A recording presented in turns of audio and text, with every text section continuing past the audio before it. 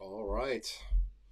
Well, good afternoon. Yep, it is a wonderful Tuesday afternoon to you guys. Michael and Israel here for another Tech Tuesday. How are you doing today, sir?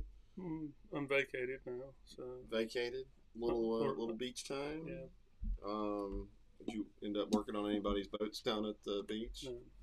no, didn't really. I went to the beach twice, one in the daytime and one at night. Nice. Night for crab hunting with the kids, and then Tony wanted to go out there and with Mary and everybody and just kind of sit on the beach for a little while, and then after that, I had my fill. Nice. So, yeah, Yeah. it was pawn shops and go kart tracks after that. So. Yeah. All right. Well, yeah. No. So there is a slightly inside joke with the is working on boats. I believe you took your daughter down We had for a field trip down there. Yeah, we had the what they call it, at Dolphin Island, the marine sea lab. Yeah, the Sea Lab. And so, of course, I was there. You had to take this during COVID, so they made all the parents go. But some of them could be chaperones, so I signed up to be chaperone. Didn't make it. I didn't make the cut for chaperone, so I had to so I had to sit around this really hot dorm facility for hours on end, waiting on my daughter to get back from whatever muck they were trampling in at the time. So Sea Lab has a lot of boats, and I saw people out there working on boats or trying to bleed steering and stuff. And I was like, well, I'll just go over there and help them. So that's what I did for about 3 hours one day. So Just can't help himself. Yeah. So, yeah, you never know when he hits the beach what he's going to get involved in. That's right. So, and if you do see him on the water, unless it's an absolute emergency, don't flag him down. So you probably won't see me on the water either way. That very reason. All right, let's. I don't think there's anything big. I mean, we're in the stride of summer now. So same old. What was scheduling for service and all that kind of stuff. Yeah, pretty much don't have a place to park a boat right now. Yeah. But they're kind of as one leaves, one shows up. So getting them through. So all right, let's jump in and do some questions. So Mercury Pro XS 175 4-stroke. How to reset the trim limiter? Only getting a quarter trim at 5,600 RPM. I've replaced the sensor mounted to the motor. Oh, okay. So there's a ground wire and then there's an orange wire on that. If it's the external sensor or box, and what you do is you take it all the way down. You plug the wire up, like the orange wire, and you trim it all the way down. And you have to hold the trim down. And I believe, if this is correct, then you trim it up to your desired trim height, and then you unplug the orange wire, and then you should be set for trim limit. It's pretty simple. If I told you right. That doesn't sound super simple, but yeah, but it does have a bullet connector on it, so you can have that little orange wire plugged up. Okay.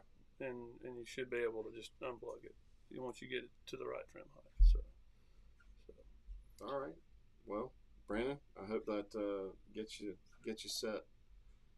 And I'll double check on that. I mean, usually I have the instructions and I don't have to remember stuff. That's why they give us books. So there's a lot of stuff to remember. Now, the newer stuff like the big motors, all that's set up in a computer. So all we got to do is go to the counts and figure out how many counts it is. Like if it's 350 count, when we got it where we want it, we set it there, and then it's there.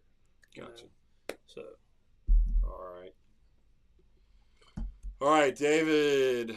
What do you think about the aftermarket or about aftermarket injectors? Is it going to be one of those? It depends.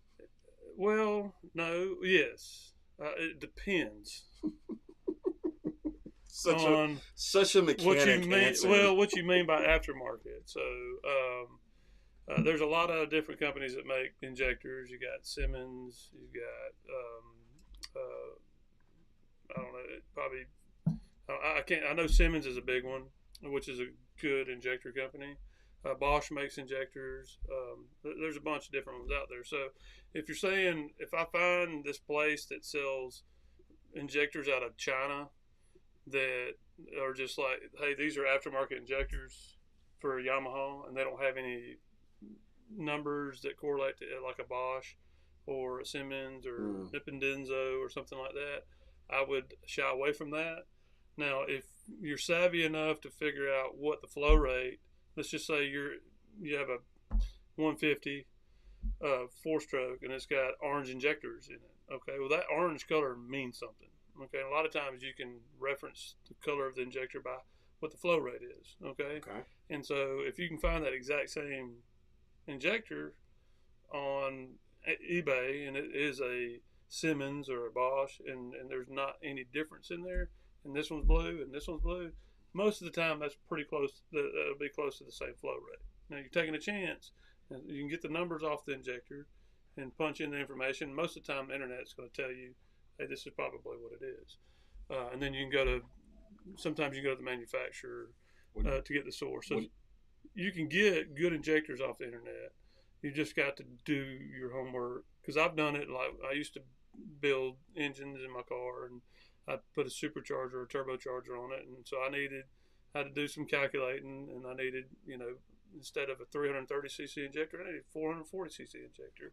And so I had to find what car had 440cc injectors and buy those injectors and hope they worked. In most cases, they did. What do you think about reliability wise? If it's a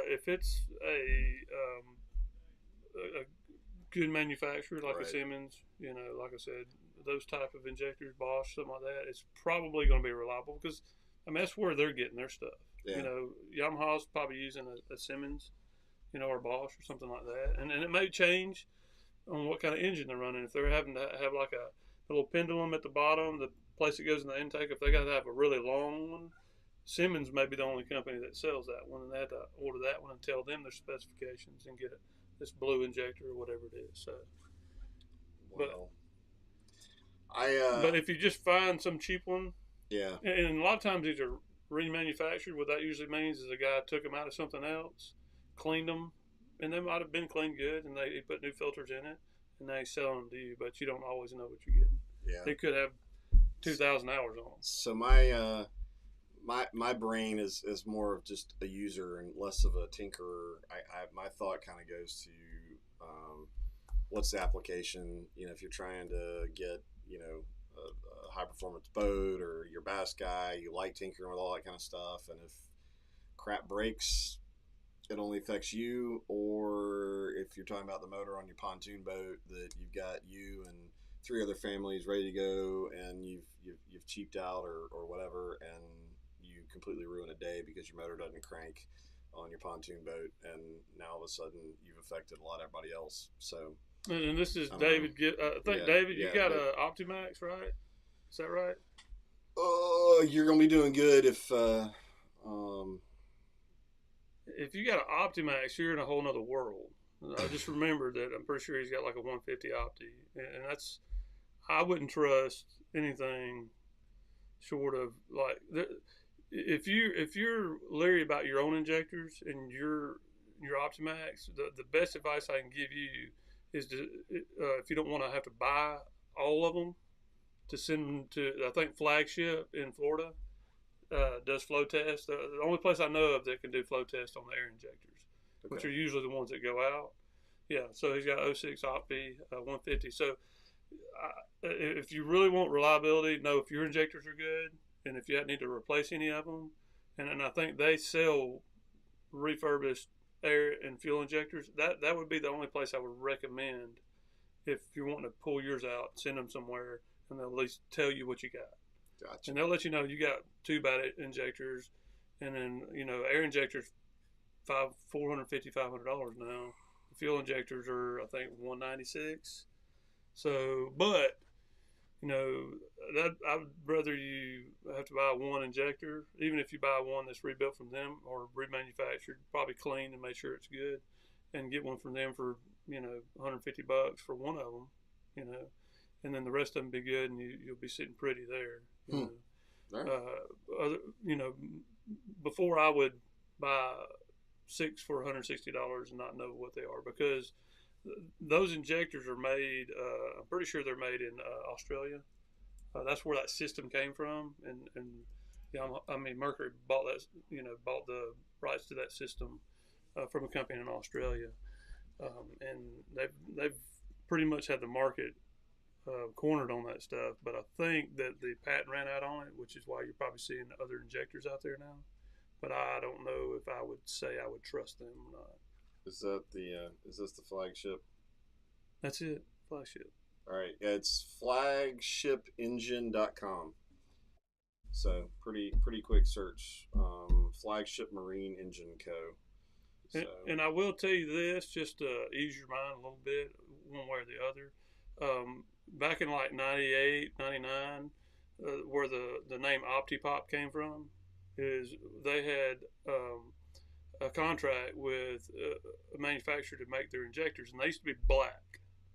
Okay, well, Mercury told them we need this many windings in that solenoid that opens the injector, and the manufacturer decided they were only going to put a few less windings to save some money, and so because Mercury knew that their injector drivers were going to be pushing these things a certain amount, they had to have a certain amount of windings to keep the circuit cool, and they decided they weren't going to do that, and ended up filling injectors at wide open throttle when they're pushed the hardest and was blowing engines up. Gotcha. So if those injectors don't follow that same guideline of having the right amount of windings around it, then you're really buying an inferior product, and more than likely it's you're going to have a potential to damage your engine. So, all right. I know that's pretty in depth there, but I mean, well, it's good information. I think that's that covers a lot there. All right, I'm gonna grab. We did get new Bucks Island tumblers. Yeah, they're in the loft. Yeah, these things are pretty nice. Yeah, so if you're interested, so my one sales pitch for the day. Let's. So I pulled off some questions from our some previous. Well, some of the videos that we've got on YouTube, like the jackplate video that Brian Latimer did for us, which is where this question came from. Which if you haven't seen, we've got a few other videos over there. But do you recommend a jackplate on a multi-species or walleye boat where hole shot is not critical? That's got to be it depends as well. But. Well, the only question I have is where do you use a walleye boat in a multi-species? What is a multi-species boat? Is that like Lake Superior, Lake Michigan areas, big water? Yeah, I mean, I'm definitely more northerly. Yeah, we've sold some walleye boats because people wanted the crappie fish out of them. So, but I would say depends on where you are. If you're in a lake that it's just deep everywhere and you don't really have to worry about going into shallows, I'd say you don't need it because especially a hydraulic jackplate. Yeah. I don't think you're going to get more performance out of a walleye boat, which would be the only other reason you would have offset like that. So if you have a skeeter or a bass cat, you got to be offset so many inches, usually 12 to 14 inches, to get the peak performance out of the boat. Otherwise, it'll ride weird, So walleye boat, I don't think you need it unless you're going into some crazy places. Yeah, I don't. I guess what comes to my mind is, I mean, even wherever it is you're doing, what type of fishing you do out of it. I mean, even if you're trying to get more performance, even if you could get a few more miles, I'm like, what kind of? I'm not familiar enough with like any tournaments that are fished out of those kind of boats. If it's a speed thing, which obviously is, that's one of the things that influences, the bass boat guys, right, that you want to get there as quick as you can because you've got, but I guess the thing that kind of comes to my mind is, I mean, I guess if money were no object, sure, go ahead. But assuming it is, I mean, like, put that money into, if you don't have things like forward-facing sonar, that sounds like probably a better use of the money than putting a hydraulic jackplate on one of those boats. But, and it sometimes can actually, stifle your performance too. You have to keep that in mind. It could also make things more versatile, like putting side-mounted, brackets on it for power poles, and you can mount sonars on it. But I don't know if it's worth putting that kind of money into something to be able to do that with. Yeah. I have not seen his van, by the way, David. I'll have to look it up when I leave here. Okay, so is there an amp meter to keep track of lithium batteries? Do you know of anything? Well, I'm sure there is. You know, now it's amp hour meter. So amp hour meter. Sorry. To keep up with how many amp hours you have left, I don't know the answer to that.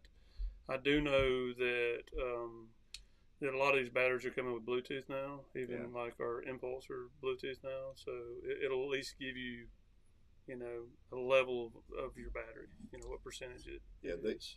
They I know like Torqeedo with that lithium setup, it's all integrated, and while I mean, I guess technically it gives you an amp hour remaining, but it basically it calculates because it takes the GPS with the throttle and all that kind of stuff, and it takes the GPS and converts all that math into basically a distance to empty right there, all self-contained because the motor's talking to the battery and the battery's talking to the throttle, and so I mean, it'd be nice if they just had an app on your phone. You can do that. Well, that's on the Torqeedos. The app is basically on the throttle. Well, there's a little display there. That way Siri would be like, you have 20 minutes of runtime left. Warning. Well, the cool thing with that is that you can you see what I'm saying? The cool thing is when you got that distance to empty, you just if you're trying to get back somewhere, when I got a mile and a half to get someplace, you can set it at a mile and a half and it'll get you there. So, and then you can have the critical, like you have 10% left and the like alarms go off. Critical battery. It seems like please return to shore. It seems like as the prices get better on the lithiums and the technology gets more advanced, that kind of stuff is becoming, it's going to be more and more prevalent and easier to do because you got smarter batteries. They are still hard to get, David. Yeah. Are we starting to get motors in? I got lots of 115s. I got a few 150s.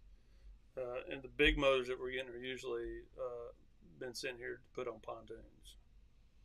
But we do, we've got, every now and then we'll get a straggler in. We've got a pretty good stash of 90 horse and some 60s and some of the smaller motors. Yeah. But, big, like a 250s, those things are like platinum gold these days. Yeah. So, all right, I'm not going to bring this one up on the screen.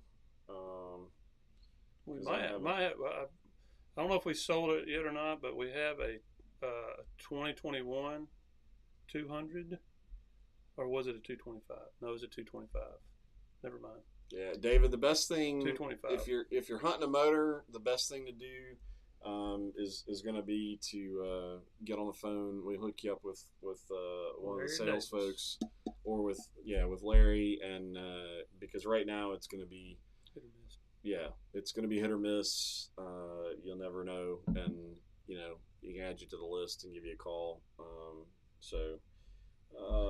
Or the quickest way probably to get a motor is to buy a whole boat that's going to come from a manufacturer because they're kind of getting prioritized. We do have those. All right. Can a lithium crank battery be good to use on a Mercury 150? No explanation of whether that's a 2-stroke 150, a 4-stroke, how old. But let's just go general because I know we're getting in and talking with parts. We're getting more and more of a request for lithium crankers. With the lithium crankers, what are you seeing out of those? The only issue we see out of them is, and to answer your question, David, Larry Davis is one of our motor guys. He does a lot of our motor sales on eBay and stuff. But even if you call here, they'll probably refer you to him because he usually knows. And which ones to you get. Can also, David, if you'll message, I can't remember if I've got your phone number somewhere in our messages, but message me your phone number and I'll get it to him. Larry's been, ever since COVID, Larry's been working remotely. So if you call here, we'll have to take a message and have him give you a call back. But back to the batteries, the cranking lithiums, the problem with that battery is it has its own onboard computer. Okay, it's battery management system is what they like to call it. But the issue with that is the way the charging systems on the outboards are, whether it's an alternator or a rectifier regulator system. Um, that system is not designed to interact with the computer. It's designed to know how much load is in that battery and how much to charge it, and if it's charges up a certain amount, it starts throwing voltage to ground, right?